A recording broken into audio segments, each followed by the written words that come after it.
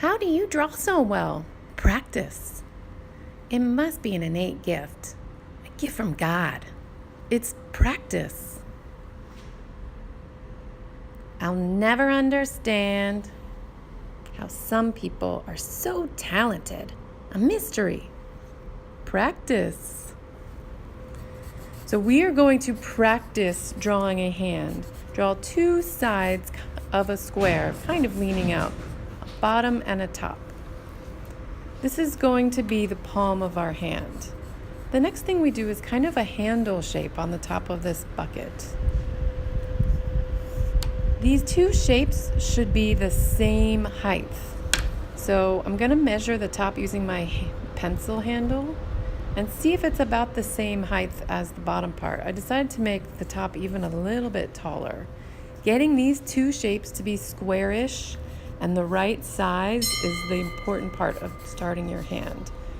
When you draw your wrist, it's going to be offset a little bit to the side of your palm that is not with your thumb. Our thumb starts at the bottom of the palm shape and comes off in one angle and then another. So there's one line and then another line. You draw your curves for your thumb. Up inside of the handle area, you're going to section it into 4 roughly equal sections. Those are where your fingers are going to be. It should look like a midden right about now. At the top of each of those sections, you can draw a curve that reminds you of the tip of one of your fingers. It's not too bulbous, it's not too narrow or thin, but something about finger shaped. Once you have those, you can try drawing those lines down into place with a little curve at the bottom where they connect to the hand. I'm even trying for some knuckle bumps without getting too crazy on my larger, longer fingers. And right between those fingers, it's the familiar U that is kind of the webbing between our fingers. You can erase and do as much work as you want on this side of your paper. I'm going to have you practice the hand 2 times in your journal so that I can give you a stamp, and then you're going to do it on black or on a colored paper. Any skin color that we have will do, although you might be inspired by different colors today. And you're going to draw your hand the same way with your bucket shape, putting your fingers inside and drawing your thumb. After you've finished drawing it, you will be cutting it out carefully. Only draw on one side of your paper.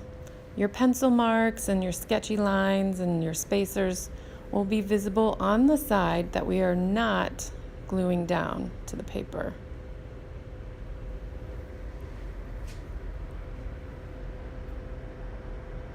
Notice I cut out the whole shape first, and then I can go back and get those little spaces between the fingers.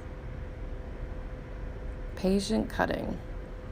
All right, the next step will be to use a glue stick to get it where you want on the paper. We want this hand to look like it's coming into the picture. We don't want it to be sort of floating in the middle. So I helped myself decide how I wanted to attach it by folding it around the back of the paper, and then I can trim that off later.